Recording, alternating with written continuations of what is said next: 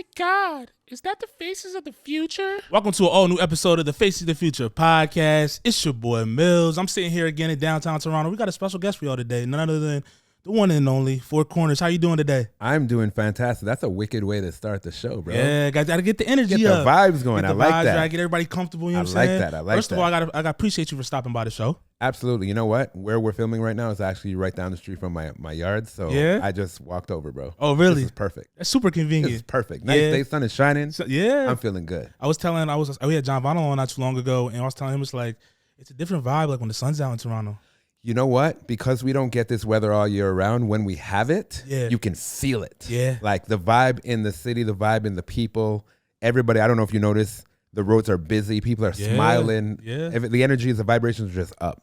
Definitely, and it's like because I've come here in the winter. I've come here when the sun's out. It's like you said, people are way more active, more vibrant, a lot more stuff to do, Healthier. People are jogging, riding bikes and shit. Yeah, how do you like living in a colder climate though? Because you're from Trinidad, correct? Originally? Yeah, no, my family's from Trinidad. Okay. I'm born here, so like Okay. I'm used to it.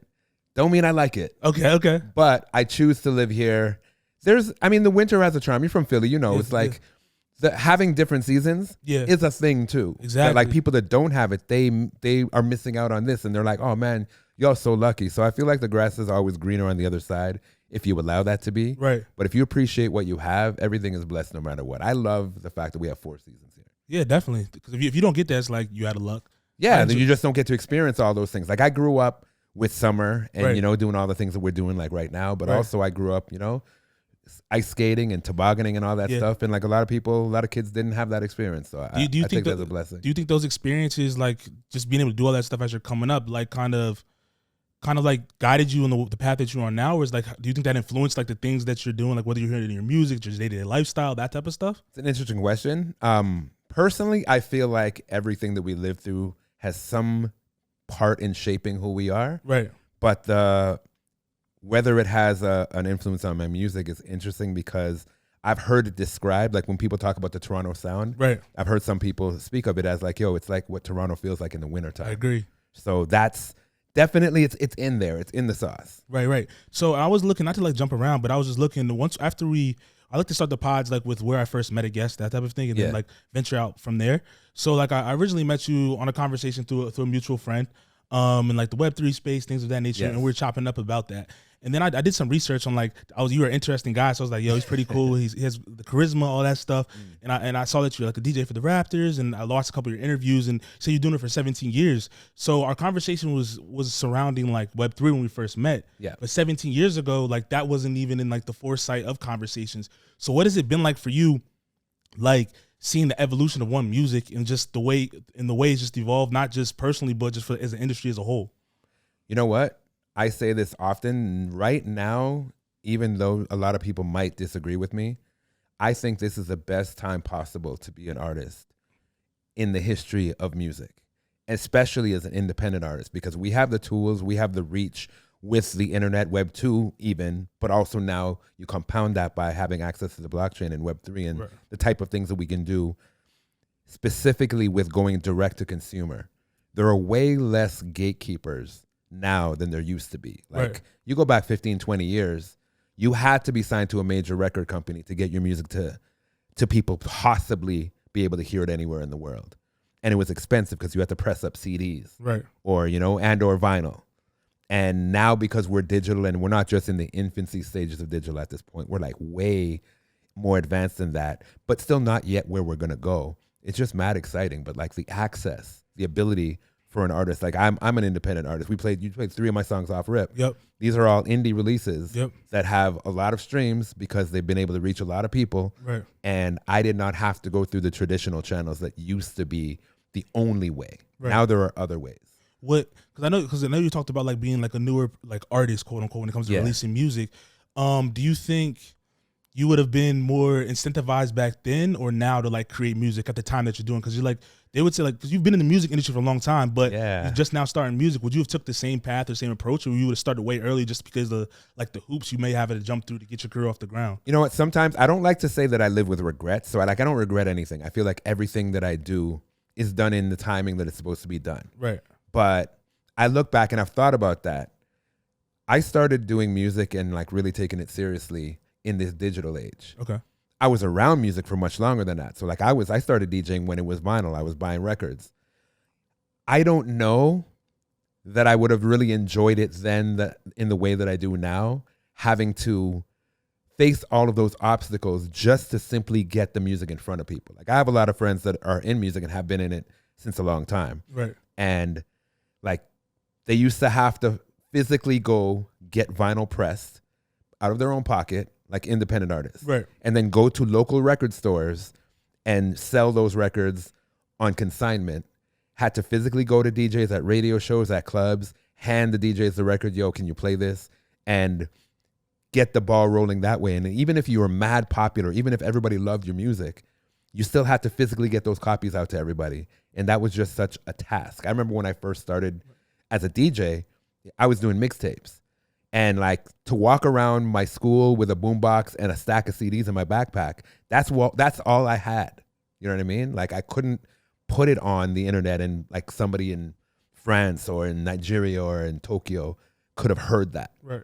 So that compared to now, I feel like I started at a time that is advantageous. Oh, 100%. I feel like I feel like I might have quit by now. Really? If I had started way back then and come up upon obstacles that like, I know plenty of people that just didn't make it through. Yeah.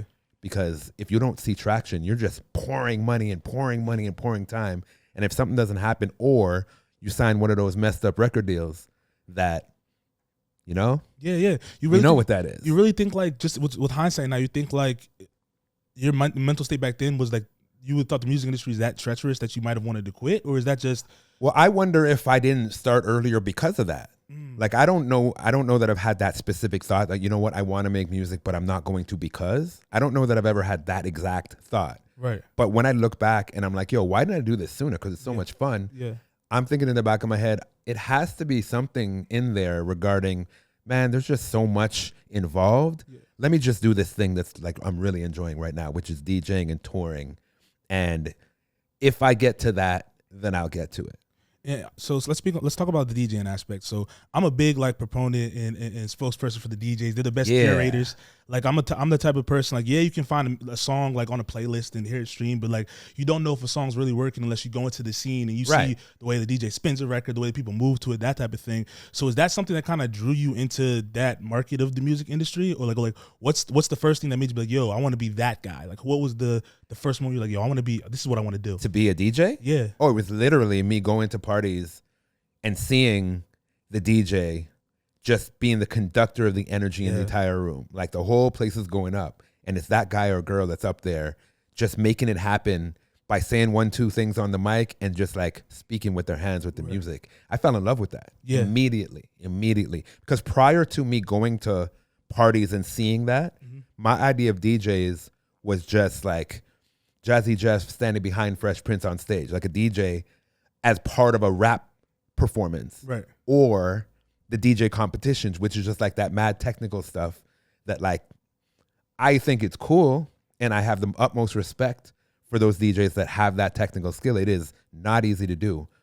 But at the same time, I remember looking into the crowds and like of these videos and seeing who's at these things. Bro, there's no girls there. Right. There's no girls there. And me, man, I was always like, yo, where the girls at? Like, I like female energy. I like to go out and meet people and like do that kind of thing. And like that realm, it didn't exist. And I wasn't in a rap group. Right. So I DJing was like something just felt so far away from me. It was just like I would fool around. My dad had turntables and mad records in the house. So I would fool around, but I never thought of it be something that I would do until I got to university and started going to these local parties and seeing the DJs rocking it. And I was like, oh, that's DJing? Yeah. This is a whole world that I didn't even know existed. And I fell in love with it, and I dove right in. What university did you go to? York University. Okay. Well, like, did they have like a music scene on campus like that, or you kind of like had to cultivate it? No, what was happening was like some of the big DJs in the city at the time. And this is like, man, this was, I guess we could call it segregation. It wasn't hard-nosed Jim Crow type segregation, but the black music wasn't played in the nightclubs. It was played in wherever you could get a room that they would let people rent to throw a party. So like all the hip hop and the dance hall and the soca parties were all at banquet halls and at school gymnasiums and stuff like that. not at the actual fancy nightclubs. Right. So at York University, they would throw these parties in the dining hall. And it's like a massive dining hall. Like I think it would fit like maybe 2,000-3,000 people. But they would just move all the tables out, bring in equipment, and that's where the dance would be. And it was the big hip hop and reggae and soca DJs from the city that would be playing there, and other schools and other like such type venues. So I was at York, and these were happening at York, so I stumbled in. So you're in college, you're starting doing the DJ thing. Yeah. Like, how long before you were actually like good? Because you know I'm up here on it. I'm here playing music. You know, I'm hitting my little drops. I'm nothing crazy, but it's like you have people like yourself or like other DJs like you said at the beginning, like you can move the crowd, control the crowd. How long was it before you knew you could? All right, I'm actually decent at this. I'm not just up here playing music, like plug and play, that type of thing. Yeah, you know what? It actually wasn't that long because I had an unfair advantage. I grew up playing music. Yeah, I grew up playing piano. Okay. I was in band all through school, so I understood music and music theory. Plus, my dad is such a music connoisseur. He was in a band, like he was a musician before he became a chef. So he taught me everything about music early in life too. Like I was 2, 3, 4, 5 years old, already trying to reach for the record player just to hear songs. Right. By the time I got to high school, all my friends were buying CDs. I'm like, I want records because like that's what I know. That feels more real to me. And then when I decided to start DJing, first I started using my dad's records because they were already there, like thousands of records. Not hip hop, but like funk and R&B and soul and reggae and all these things that I could like learn just the mechanics of it, and plus great records. Right. But then when I started buying records of my own, I felt like I picked it up really quickly because I understood music structure, but also I would go to the clubs and I befriended all the DJs. I'd pull up early, help them carry their crates in. Right. And in exchange, they'd let me hang out. So I'd be just a fly on the wall observing. And then as soon as the party's over, I'd go home and try to do what I saw them do. Yeah. And I was relentless with it. I was like up all night just in my headphones. The speakers were off because I'm in my parents' basement. Right. But like just in the headphones. And I would just hours and hours and hours, bro. Like I think I got my 10,000 hours in like a month. Like I was in it. Active. I was in it. Yeah. And then the better I got, the more I wanted to do. So with that being said, like I like the aspect of the story that you told. Like you weren't afraid to like do the grunt work just to be in the room. You feel me? Like there's like nowadays a lot of people, they don't want to do that. They just want to get on or whatever it is. How important is that to like? I call it apprenticeship because it is a type of apprenticeship where you're just learning from the guys above you, but you're just doing whatever it takes just so you can have your foot in the door, be around the people that can maybe open that door for you down the line. Yeah, I mean, it's always a privilege to be able to learn something from somebody who's a master at it. Like you want to learn from experienced people. Mentorship is mad useful.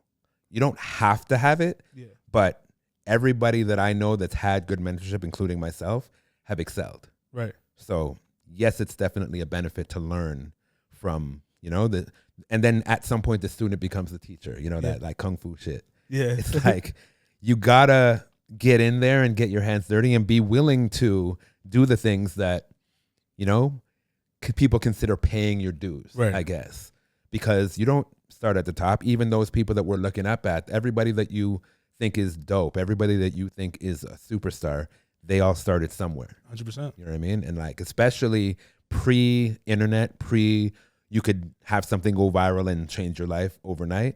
You really had to put in the work. Right. Did your sensei give you the 4Korners name? No, I did. I named myself. Yeah? Yeah. How long before like it became like that was your name? Because you probably did you start off as 4Korners or did you graduate to like 4Korners? Long story short, 4Korners at first was the name of, I wanted to have a DJ crew because in Toronto here, there was a crew called the Baby Blue Sound Crew that I thought were the shit. I thought they were everything. They did all the big parties, including some of them at the school. Yeah. And then they got a record deal and were putting out mixtapes on Universal Music with all Universal stuff, plus their own original songs mixed in. They had music videos, like they had proper photo shoots. They looked like a band even before they got that record deal. They, to me, were like the blueprint of what I thought the next level of DJing was. Yeah. And so I was like, okay, I want to have a crew. I want to do what those guys are doing. Yeah. So I assembled, and by assembled, I mean roped in some of my friends and my cousin. Like, yo, this is what we're doing. Yeah. They didn't really like have a choice. Yeah. Or I mean, they thought it was cool. They liked certain aspects of it, but the minute they saw how expensive it was to buy records and how much records we needed and equipment and all that stuff, they all like kind of dropped off. So we were the 4Korners sound crew at first. And within that crew, I called myself Captain Kirk. Okay, that makes because sense. that was the nickname that my dad gave me and the people called me my entire life. So that was that. And then there was different iterations of it. But ultimately, when it ended up being just me, because just through life circumstances and like this business is difficult and it's not for everybody long term, ended up just being like me. And I was like, at that point, I had to make a choice. Do I continue calling myself 4Korners just as me, or do I call myself Captain Kirk, or do I come up with a new name? Right. And I decided to keep 4Korners based on like my own feelings and the advice of one of my mentors. Just like, man, you put so much time and energy into building this name. Don't just let it go because other people involved didn't want to continue. This has always been your thing. You're the one that came up with the name in the first place. Right. Keep it going. What is that emotional attachment like though? Like not just necessarily to the name, but like you're doing something with a group of people and all of a sudden like you kind of like see people like weighing, like going to the wayside slowly but surely, but you know you still have the drive. Like what was that like for you trying to adapt to being in a group, to being solo, and then just, you know, people you thought were going to be along the entire journey, just having that reality check, just like you said, based off circumstances, whatever it may be. Life happens, obviously, but like what was your feelings like towards that? It was difficult at times, but I'm at peace with it because I understand that everybody's life is their life and everybody has to make choices of what makes them happy and what they really want to do. And there's nothing that I want for myself that I can force on anybody else. Yeah. So when it came time for people to make choices for themselves, I had no choice but to respect those choices. Yeah. But I know what I want, and I know that this is what I want. So I'm still in it. So we're getting out of college. You're doing your thing outside. You know you're popping. You know what I'm saying? People know you're talented, that type of thing. So where does it go next? Are you starting to do your own events like within the city? Are you on tour with like artists? Like what was the next phase after that to continue like the brand that you're building? Yeah, no, I never really. I mean, I've done plenty of shows with artists. I didn't actually start doing tours with artists until much later. Right. At that time, I was just focused on making a name for myself in the clubs. And then once I established myself in the city, my main focus and part of why I call myself 4Korners is 4 corners of the world. Right. I wanted to travel the world. I wanted to be everywhere. I saw on TV and on the internet that DJs were on planes, going everywhere. Right. You know, DJs from the States going to Japan, DJs from Canada going to Caribbean. Like, I was like, yo, that right there. I'm not satisfied with just being hot here. Yeah. I want to go and expand what I'm doing and do it everywhere for the successful aspect of it, but also I just wanted to travel. Like I didn't really travel that much as a kid. My parents, I guess, didn't really make it a priority or weren't in a position to do so. And once I got the opportunity to do that myself, I was all in. So first I worked on Toronto and then built a bit of a name across Canada. And then I started looking elsewhere. And this is how far back it goes. I met this guy named DJ Psar, P-S-A-R, based in Brussels, Belgium. Jeez. I met him on MySpace. Really? And we connected and just hit it off. He was actually supposed to come to Toronto because he had connected with another DJ friend of mine through that DJ's manager. And that never ended up happening, but the connection happened with us through that. Yeah. We just talked a lot, became friends, and then he's like, yo, if you want to come out here, I can hook you up with a couple gigs. I can't fly you out. Yeah. But like if you can get here, I got you. Right. And I was like, let's go. Got to. So me and the one guy that was still with me at that time, we bought plane tickets and we went, and we just kept going. Yeah. We just kept going. Actually, prior to that too, another homie of mine had a link in Poland of all places. Just like a Polish dude that lived here in Canada had connections in Poland and set up a little tour. So that was the first actually time that I went to Europe. DJ'd in Poland all over, drove around the whole country. Yeah. There's no black people in Poland. What was that like? But there were that week. It was such a culture shock. Yeah. But it was interesting to me, and it really opened my mind to the possibilities because I never in my entire existence imagined I would go to Poland. Like what for? Poland of all places. And then from there, we went to Barcelona, Spain on the way back, and we just chilled there for 3 days. We had no connections. Just wanted to Just where else can we go while we're in Europe? And one of my friends was like, yo, what about Spain? We're like, all right, let's go. So we went. Bro, after I came back from that, I was like, that's it for me. I've seen too much. My mind, they say like once your mind expands, like it can't be contracted. 100%. I had that feeling all the time. Like when it comes to traveling, it's like one, you start to realize, I'm really small in comparison to the whole world. There's so much more out there. But yeah, I agree with that. Yeah. So after that, I was really, really just I had that travel bug. I had to get out there. So from that point on, my main focus was that, and that was the focus for a lot of years. To be honest, it was like, and at that time, I'd already connected with the Raptors, and I started DJing at the Raptors games, and like my name was building, and I was like good in Canada, like top name in Canada, playing all the biggest clubs. And now I'm just focused on, okay, where else can I go? How can I get out to these places? And I, through that same connect in Brussels, I got linked with a gig in Paris. Yeah. And I didn't know it at the time, but this club in Paris was like the legendary hip hop club in Europe. Right.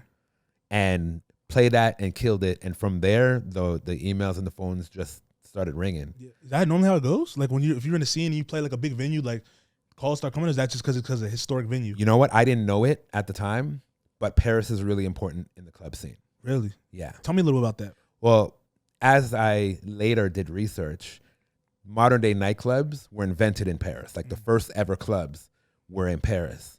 And they're really deep in that culture. It's like, it's working in nightlife, being like a club promoter or a DJ or anything around it is an occupation that's known and respected there in the way that being an accountant or a restaurant owner or anything is like, it's just so normal there.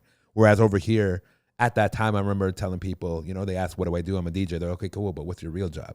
Yeah. Whereas over there, you say you're a DJ, people are impressed. Yeah. Like you said, you're a doctor. Yeah. You know what I mean? Yeah. So I didn't know that at the time. And plus, because of that culturally, everywhere in the world, in every nightclub, there's always a French guy. Yeah. Like somebody from France is a manager or an artistic director or something because they're just so ingrained in it. It's like there's generations of people that have grown up doing that. Why do you think it's so looked down upon on this side of the world?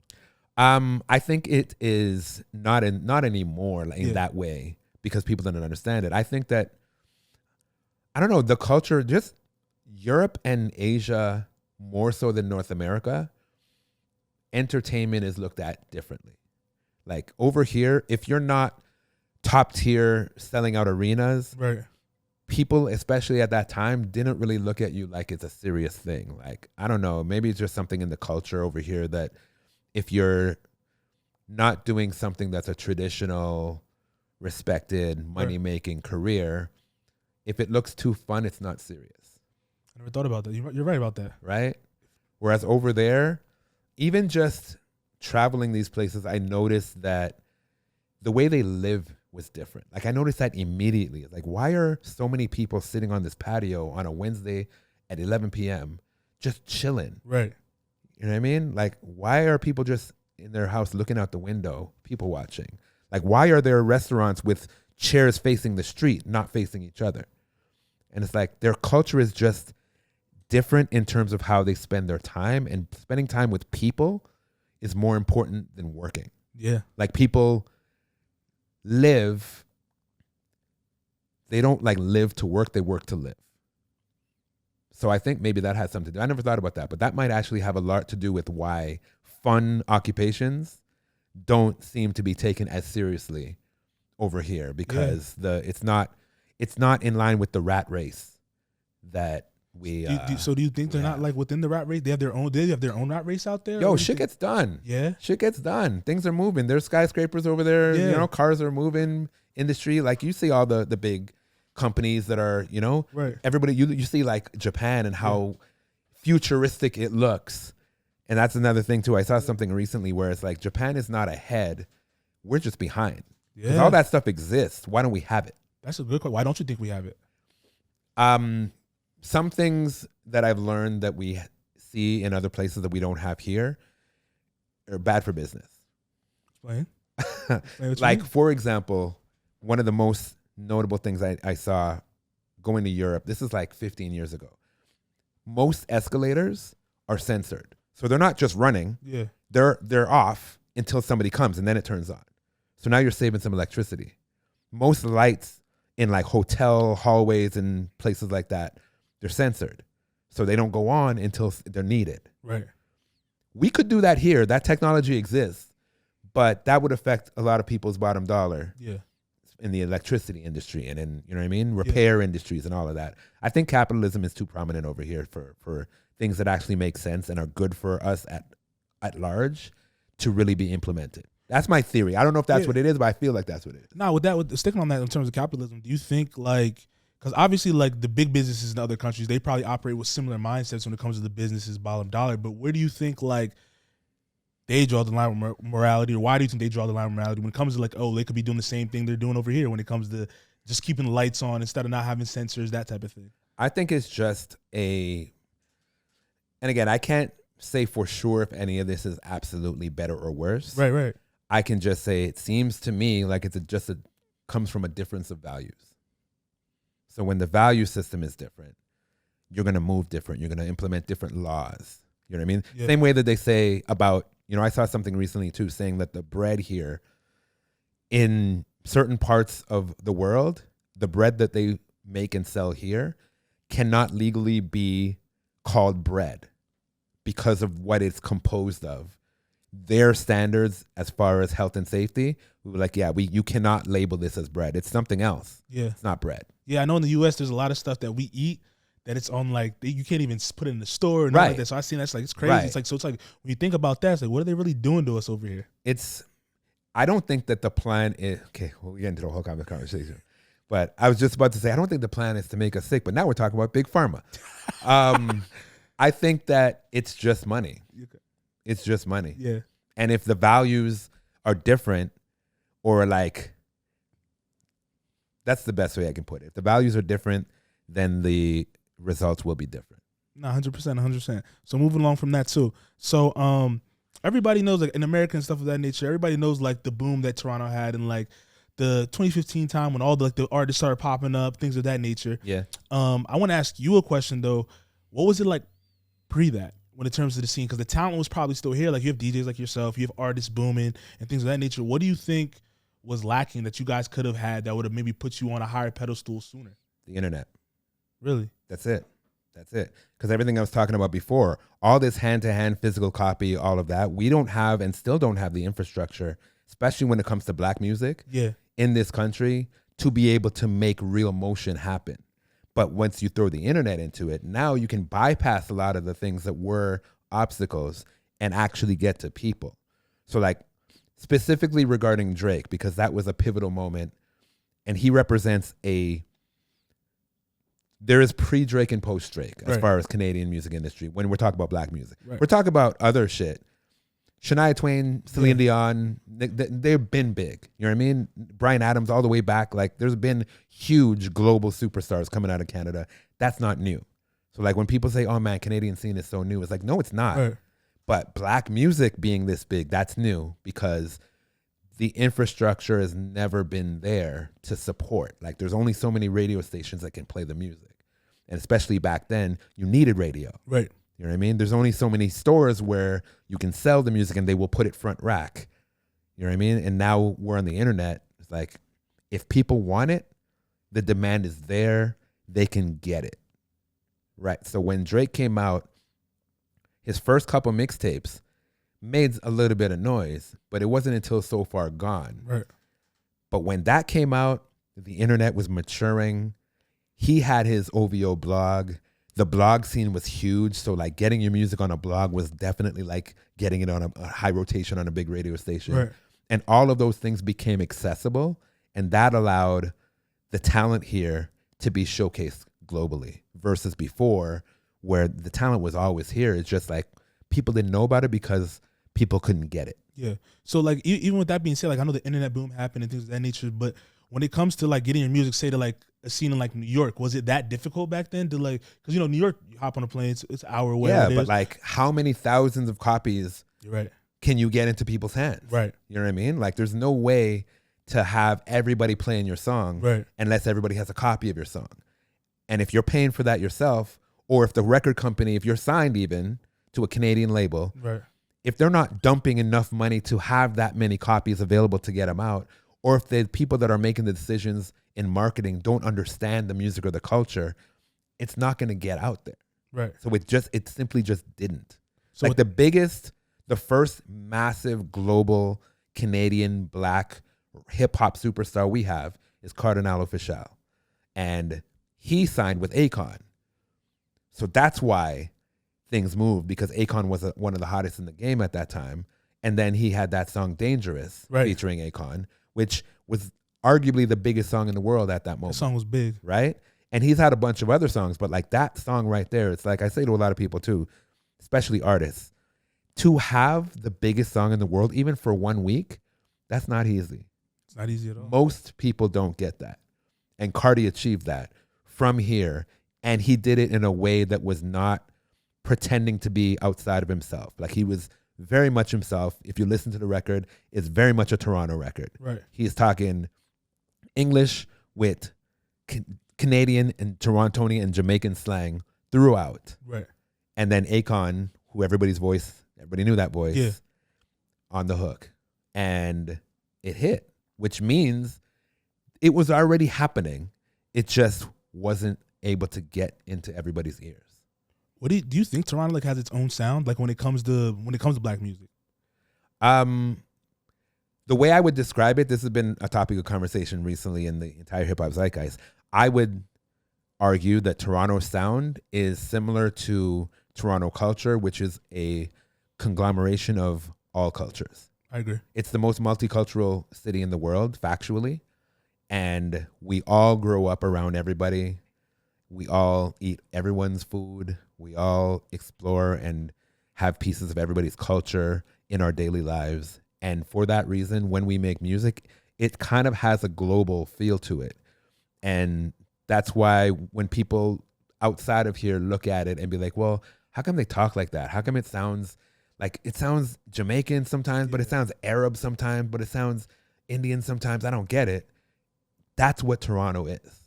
And that's why the Toronto sound is not easily defined in the same way that somebody could say, well, the Bay Area or Atlanta or, you know what I mean? Los Angeles.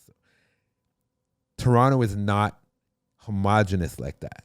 It's very, very diverse, but it's that diversity that creates the sound. It's a certain. I think you guys like have a certain feeling to like. It is. It's a feeling like you feel me. It's not so much like you said when you talks about the Bay. Like they have a certain bounce to like their music for sure. But like you guys like whatever it is, just you guys have a certain feeling to like when you step in here and you hear the music playing, whether it's radio, people playing in their cars. It's like it's got a certain vibe to it. It is. You don't get that where we're at. Like. And we as producers, and I know, and there was as a result of this becoming a conversation recently, there was a lot of talk, and there was a thread on Twitter with a lot of big Canadian producers like T-Minus and Frank Dukes and a few others being like, how can anybody say Toronto doesn't have a sound when we're out here in LA working, and for years and years and years, artists and managers have been saying to us, can you make a record with the Toronto sound for us, please? Yeah. So if it doesn't exist, then what does that mean? Yeah. Do you guys when you guys hear people say you don't have a sound, do you guys take that as like a disrespect, or it's kind of like, oh, we're just that diverse that you can't pinpoint what is ours?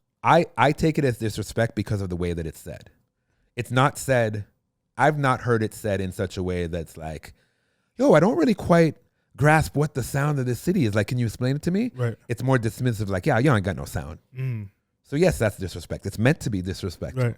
You know what I mean? But like, I interpret it as, you don't get it, but you do enjoy it. Yeah. So shut up, because you enjoy it. Yeah. You know you like it. You just don't like that it's not yours. Yeah. You know what I mean? There's always been this like big bro, little bro relationship with Canada and America.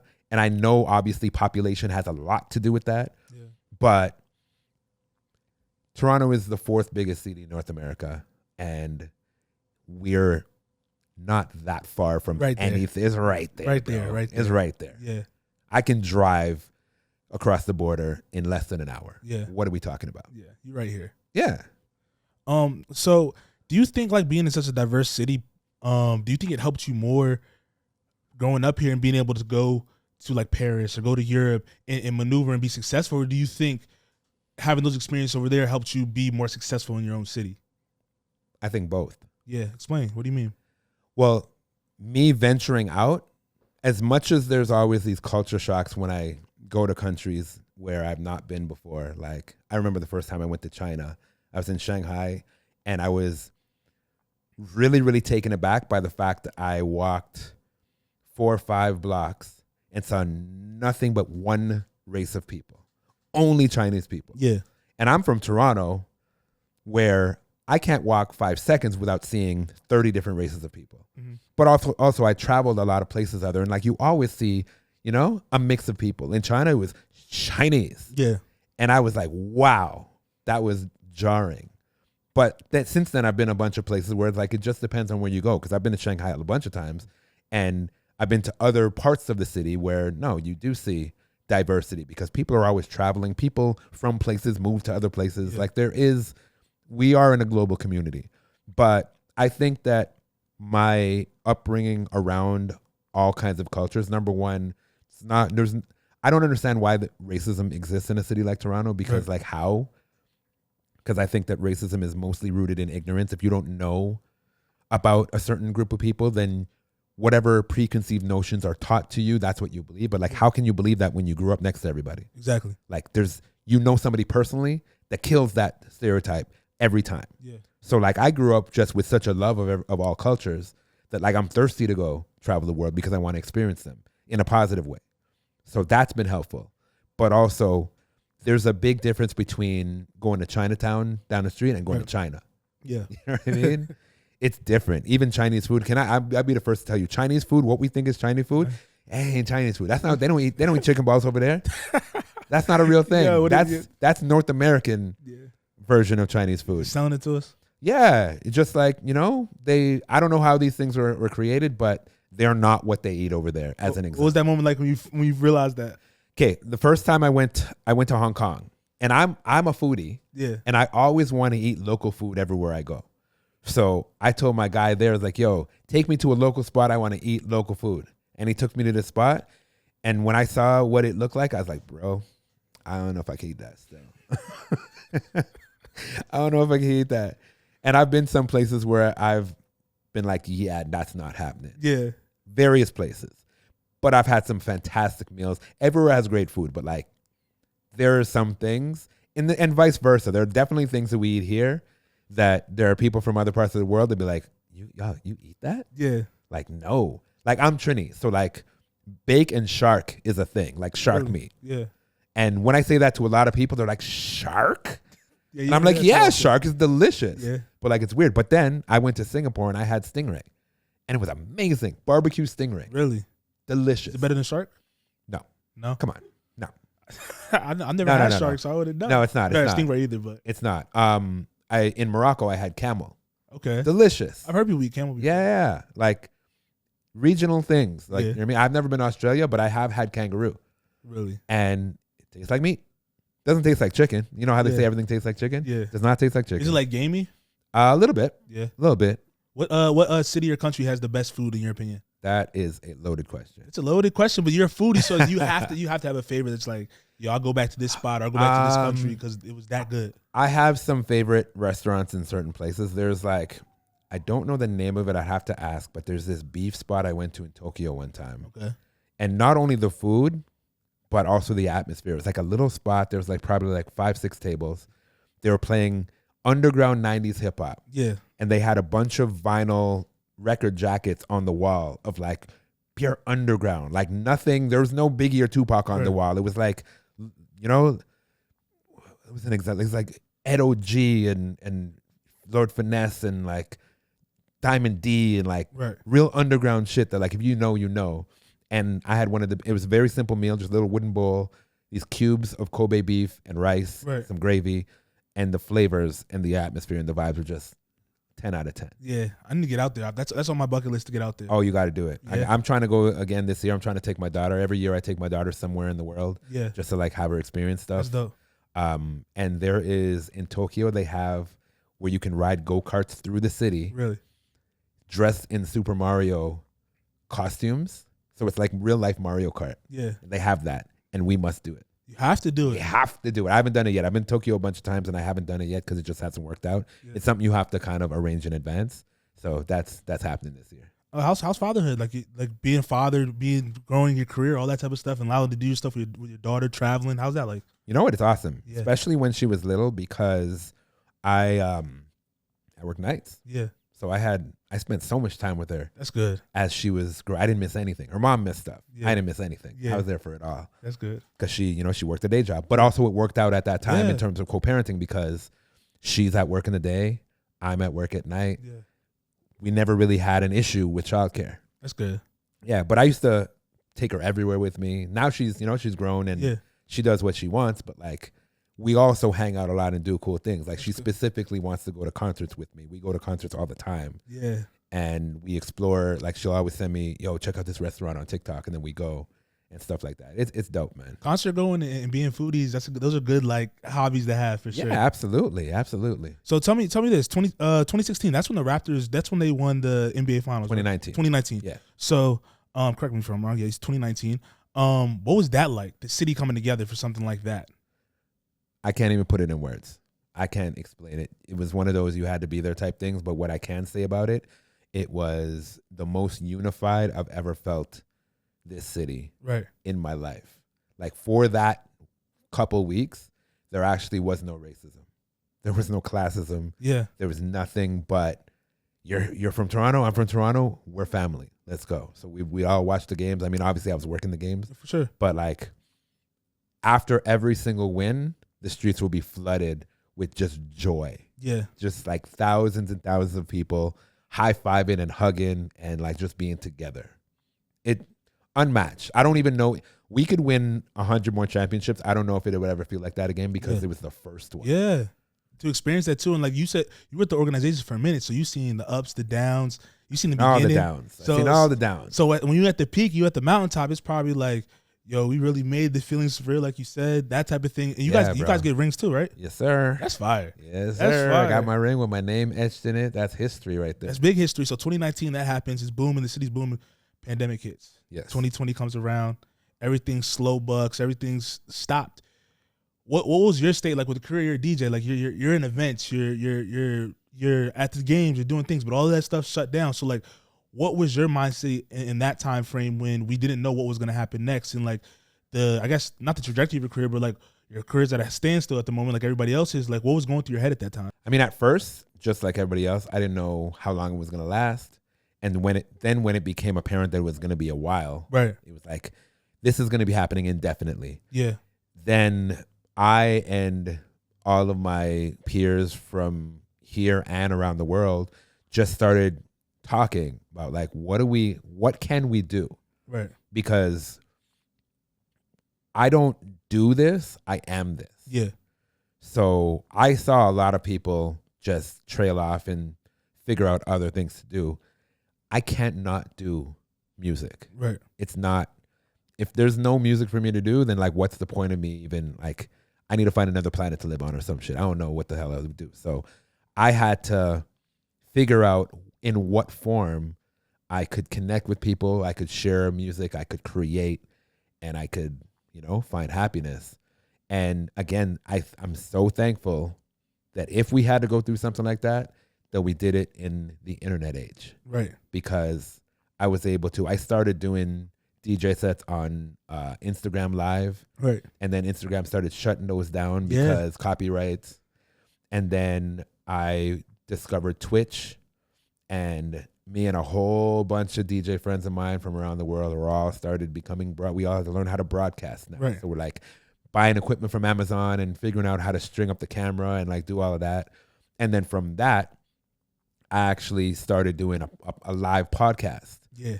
So me and my homie who lives in Edmonton, so across the country, would get online on Twitch and interview artists and have the studio audience there and like interact with them and stuff. And we just created that show, and we put those on Spotify and everything as well. Yeah. But it just like got me going on the podcast and like speaking bug, because I'd always just been in music. Exactly. And I'd never really first of all, as a kid, I was horrified of public speaking. Why? I was a shy kid. I would never guess that. I know. I would never guess that either. Yeah. Had I not been there for it. But I was like the shyest person. My parents didn't even know my personality until like probably high school, because I was just so tight-lipped. I was loud with my friends, right? But like my friends, the people that I chose to hang with. But outside of that, like at school, I would never want to stand up in front of the class. I would never want to get up at an assembly and talk, like sweating, like profusely. That was the worst thing you could do to me, would be put me on that stage. And it's obviously ironic now because it's what I do for a living. But I broke out of it gradually, and like people have asked me like what was the cause. For me, I think it was sports. Once I started playing sports and I was good at sports, I was always very athletic. Yeah. It broke me out of that shell because now I'm in the spotlight, but I'm confident because I'm doing something that I know I'm good at. And then, you know, I'm hearing the cheers and everybody's like excited. And that just helped me get out of my head of being in front of people doing something. Right. And in time, speaking became that, because from DJing, you know, when I had the crew, I had an MC. Yeah. And then when it turned out to just being me, I had to figure that out. So now I had to be the one. I guess I got to pick up the mic. Right. And at first it was like, you know, shaky warrior. And then in time I got more and more comfortable. And then I couldn't pinpoint when that was, but I just started to love it. And then during the pandemic, when I started doing that podcast, I just dove in, and I just started hearing so much feedback. I was like, yo, you're really good at this. You seem so natural at this. You just talk. You have this charisma when you speak, and you know, you're asking good questions and all this kind of stuff, that I'm like, okay, cool. And I just had that in my pocket. But when we got back outside, that was done. I was like, yo, get me on stage, get me out of here, get me in the arena. Like, I need to get me on planes. I was back to it. And podcast was like in the rear view at that point. But recently I've just been getting that itch again. And like, I feel like I've learned enough that I have information to share. Right. And I've like become somewhat of a mentor to a lot of people, young artists, young DJs, whatnot. Not even just necessarily young, like newer. Right. And I'm having a lot of conversations with them about certain things, and like giving my opinion, giving, you know, my experiences. And I was like, yo, this would be dope to be able to like document this and share it, because I feel like there's things in here that could be useful to other people. And then on the second part of it, I was like looking around at the scene here, and we were talking about this a little bit before we started. Right. There are not a lot of outlets that make space for certain things. Like, we do have media here, for sure, but the bigger ones are very mainstream. And like, for example, if a artist is coming up here on tour from Africa, from Nigeria, from South Africa, from anywhere, and doing a tour, there's people showing up to the shows because there's scenes. But what press can they do?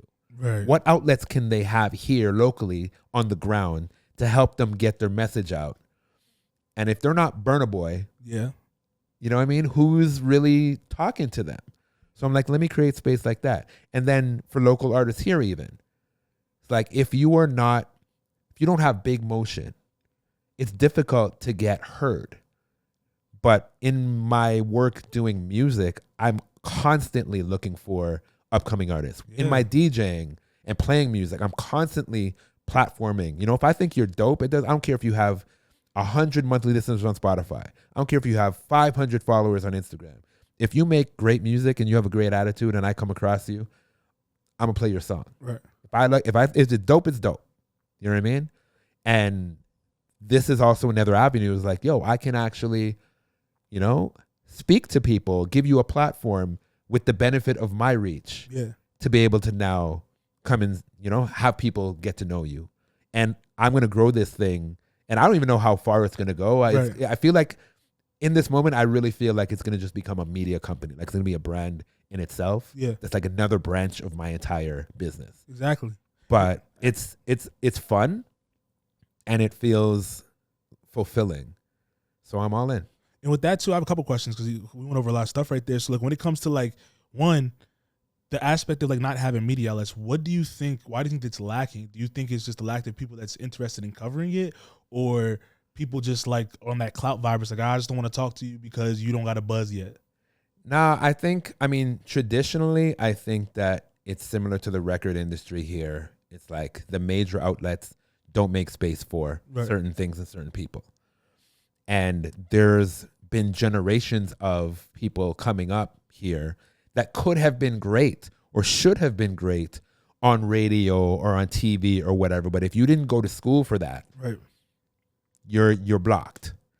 But I think that now we're in the age where we can, again, harness the internet and create your own situation. And I think people are just cluing in. Like, look at somebody like Kai Cenat, who's a Twitch streamer, essentially, and a YouTuber, but has created a scenario now where he's actually, his show is somewhere where an artist as big as a Nicki Minaj or a Tyla or an Offset, or I just saw he had Kevin Hart this week.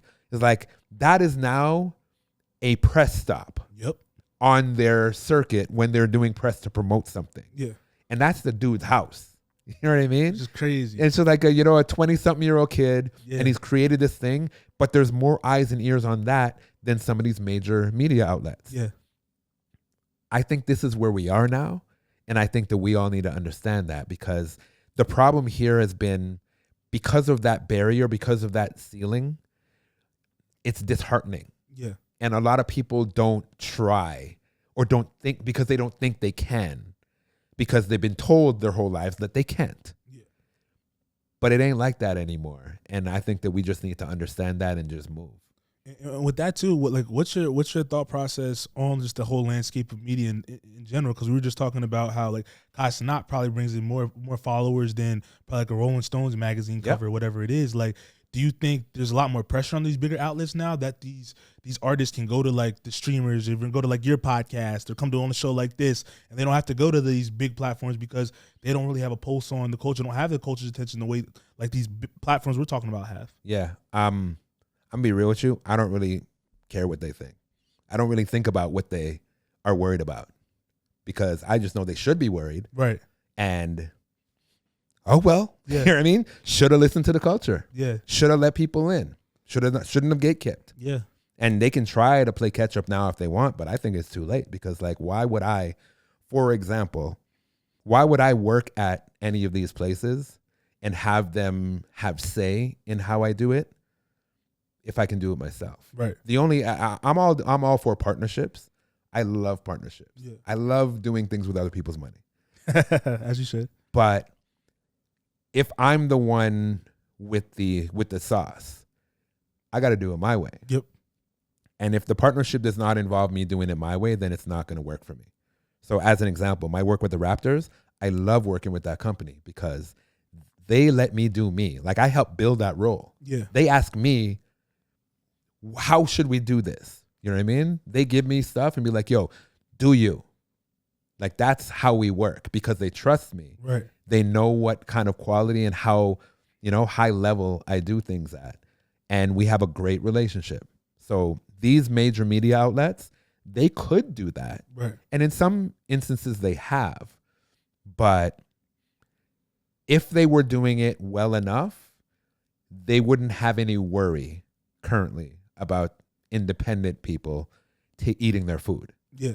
If they are worried, and I think that they should be, it's their own fault. 100%. I think they are, because like, even like if you take the media landscape, or just even like the music industry, the way the labels are scrambling because of the independence and all that stuff, like, their own fault. It's their own fault at the end of the day. So with that being said, with the evolution of everything, what do you think about AI in the music space, or in the business space, or even just like the media space? Are you a proponent? Are you a fan of it? Or are you kind of like, you shy away from it? Like, what's your thoughts on it? No, I'm a tech guy. Okay. I'm a gadget guy. If you've seen my living room, it's full of, anybody comes to my house, be like, yo, what the hell is going on, bro? Inspector Gadget over here. I love AI. I love the idea of being able to have tools to be able to do things faster, more efficiently, and better. But it's a tool. My analogy with that is always, you can use a knife to cut a steak, or you can stab somebody. Still, it's a knife. It's like what you do with it that changes its utility, right? Doesn't mean knives are bad. It just means don't stab people.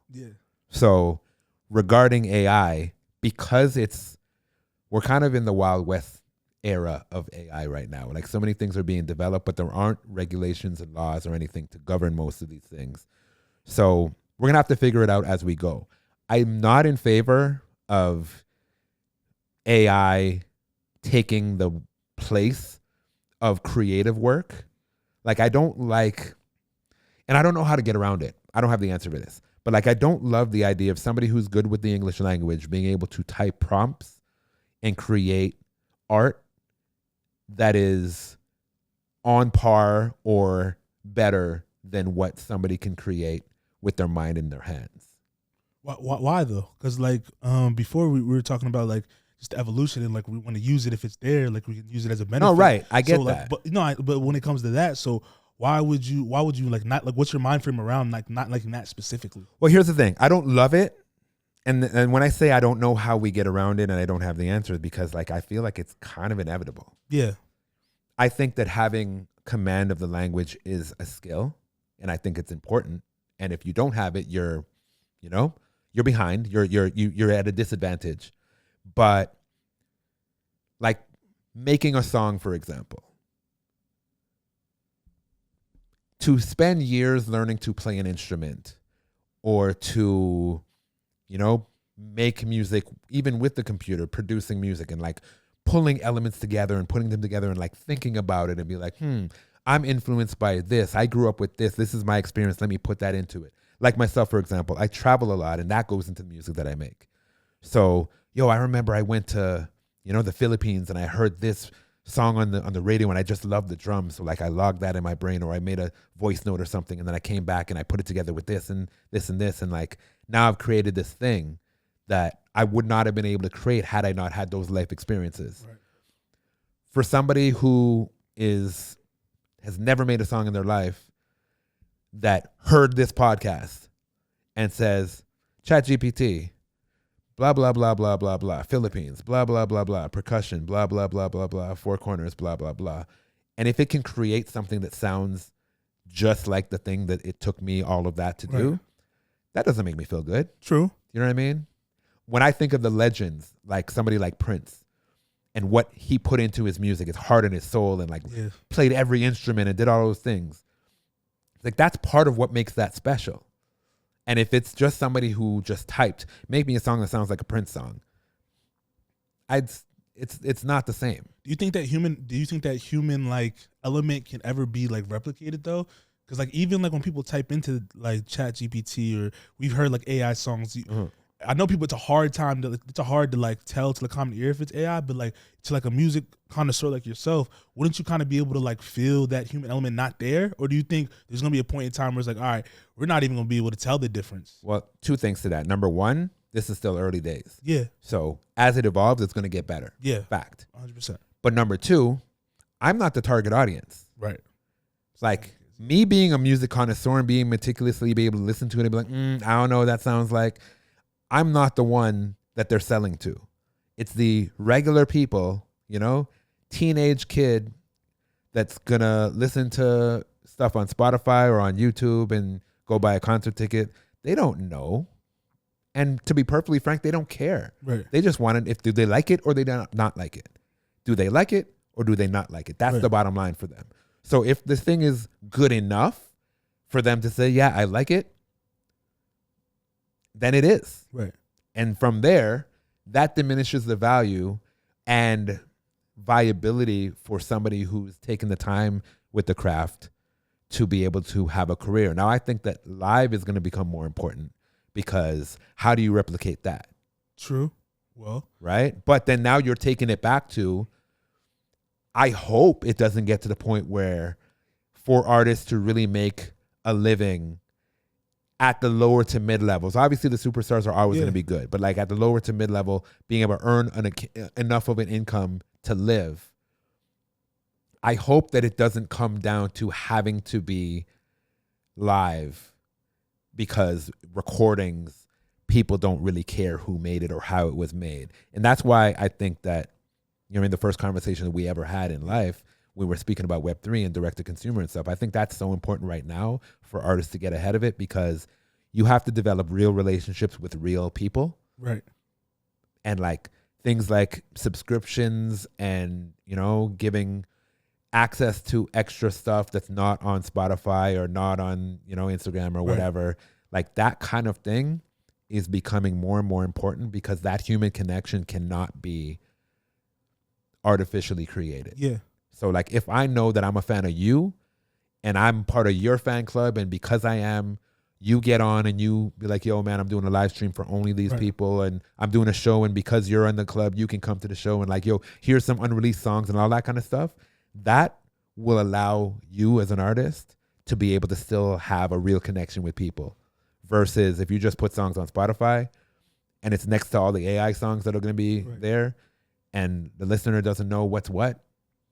100%. How do you win? No, that's true. Because even with that, like we're talking about just being able to tell the difference. And then when it comes to just like AI, we're talking about, well, there's like AI influencers now on the web. I'm sure you've seen plenty of them doing like campaigns with fashion. Like how soon before like the actual artists that sing records have to worry, because like now these labels are making AI generated songs through their like AI influencers, and now we're in the technology era where we can have holograms. You can go to a hologram performance, that type of thing. We're just presenting it that way, as opposed to, like you said, the in real life stuff with the real human. That's why I'm saying it's really important. I can't stress it enough. It's so important for anyone doing anything creative to create systems where you have direct conversation and interaction with your fan base. Yeah. And you build a tribe organically so that those people are in your corner for real, not just, if you're just throwing things up everywhere, where everything is, everything is going to be next to all the AI stuff. Yeah. And like, I'm telling you, a hologram show is going to be way more exciting than a regular show if I'm not a super fan of that regular person, because they're going to be able to do some crazy shit. Yeah. You know what I mean? Like, just like we watch movies. Right. And like, at this point, when I go see a Marvel movie, I want to see some crazy special effects. Yeah. I want to see some shit I never seen before. Yeah. Like, I don't want to see regular stuntman stuff. That's not as impressive anymore. We're past that. Yeah. Right? So I think with the AI and the advancements of technology, everything is just, the possibilities are growing so fast. And it's awesome. But if you are a real person trying to maintain and like sustain a career, you got to find a way to connect to people, or you and I will all get lost in the sauce. Yeah, 100%.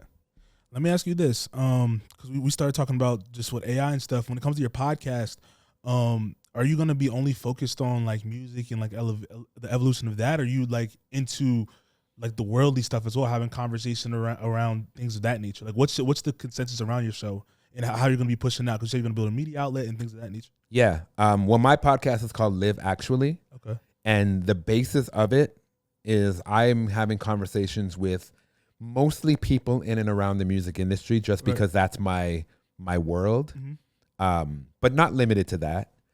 But the conversations are, of course, I want to speak on whatever it is that they're promoting because I'm giving them a platform.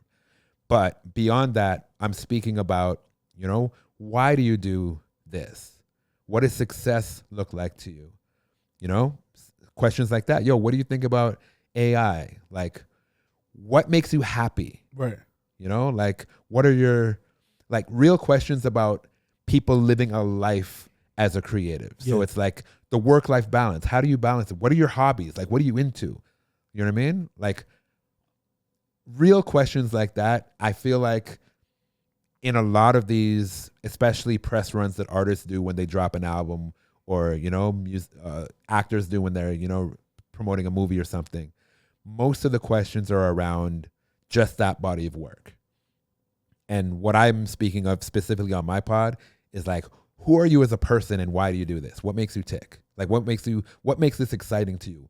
What do you have planned for your life? Not just for your career, for your life. Right. Like that kind of thing. What goes into your creative process? Is it similar to, like, do you approach it the same way you approach DJing, or is this a whole different like avenue when it comes to like your approach to putting a show together? Because your content's intriguing. Like, I've watched like some of the stuff that you make. Like, you put a lot of time into it, I can tell. And when is it just you by yourself, or you have a team helping you? Various. There are things that I do by myself because I genuinely enjoy it, and like I really have my hands in every part of the creative process. So everything you've ever seen, and on anything that I've made, like my hands are in it. But in order to scale, I understand I need help. Right. So I do have some people that I work with. I have a team, and there are different team members that do certain things that help me do more of this. Like if I could do it all myself, but it'd be slower. Yeah. And you got to stay consistent.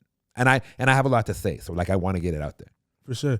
'Cause I saw you had who's the R&B artist that you just recently had on your pod that you did? Chico Russ. Chico, he was tough. You put me on a new artist. Yeah, Appreciate that. See, that's what I'm saying. Yeah. That's what I want I want to be able to do that. So like, what's their approach? Do you just reach out to the people in your Rolodex, or is like people are reaching out to you already? How do you like discover these newer artists? Because some people like they just do their search on like Apple Music. They'll have people of a team send them like artists that are up and coming. Like what's your approach to that? Well, see, here's the thing, and this is the hack that I don't think people realize enough. You get it though, because you said it off rip. Being a DJ I hold such a unique space in the music industry. Because especially being a big DJ that has a lot of reach, right? It's like I don't have to call people that much because people are always calling me trying to get to me. So as far as discovering artists, my emails and DMs are full of artists trying to get me to play their music. Right. And then also now that I produce and they're seeing some success there, when you're a successful artist, people want to work with you. So now I have artists hit me up to be like, yo, let's collab. So now that I'm doing this pod, I have that pool to reach from of information coming at me.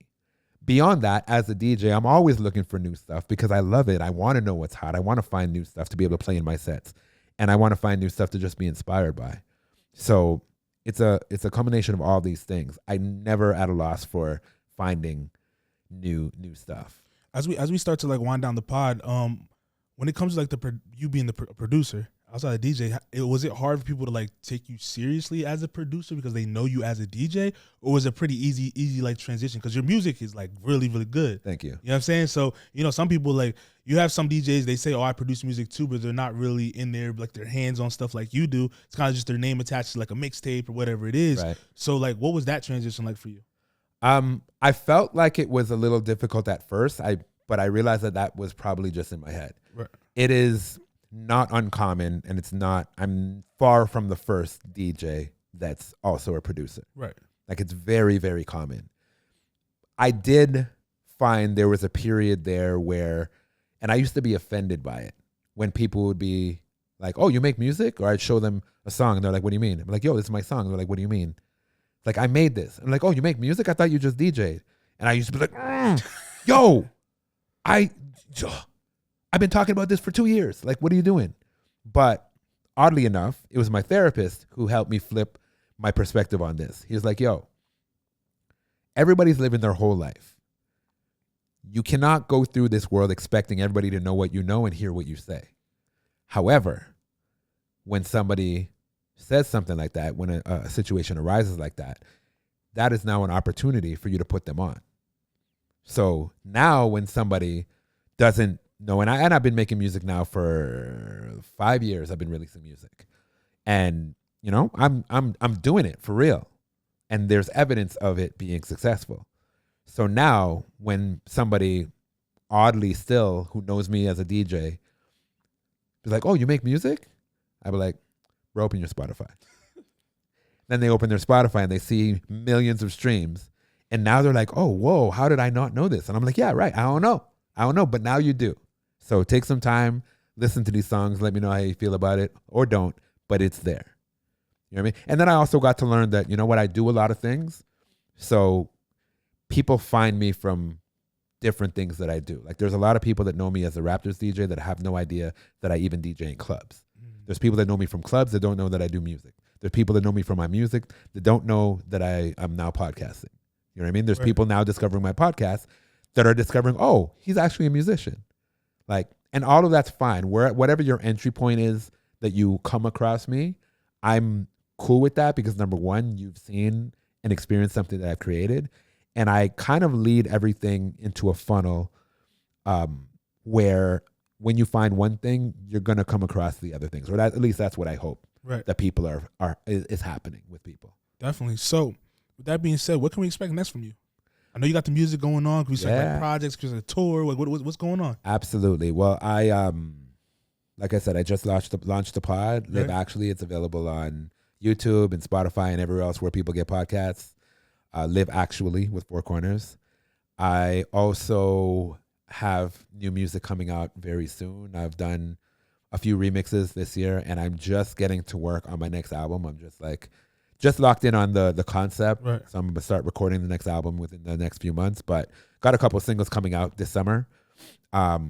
I actually just launched a partnership with the Hilton Hotel here in Toronto that I am curating events for them. So I've created a brand, and it also lives online. It's called Flavor in 4K, and you can find that on Instagram. You can find it, I also have a direct to consumer group for that and for 4Korners. You can find that on my website, 4korners.com, where basically you can sign up for like a mailing list. Okay.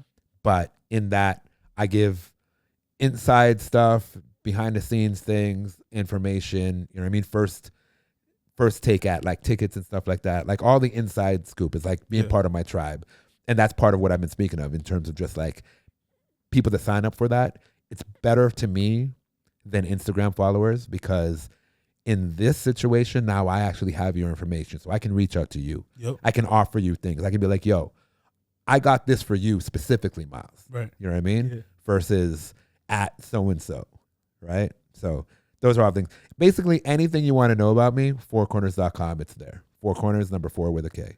Okay, man. Yo, I appreciate you stopping by the show. Appreciate you having me. I enjoyed man. the conversation. We talked some deep stuff. Yes, we did. Took a roller coaster ride, but I enjoyed it. It's one of my favorite interviews I had so far. Appreciate you. From music to Big Pharma. Yes, sir. Yes, sir. That's all I got for this episode of the Faces of the Future podcast. It's your boy Millz. Peace. My God, is that the Faces of the Future?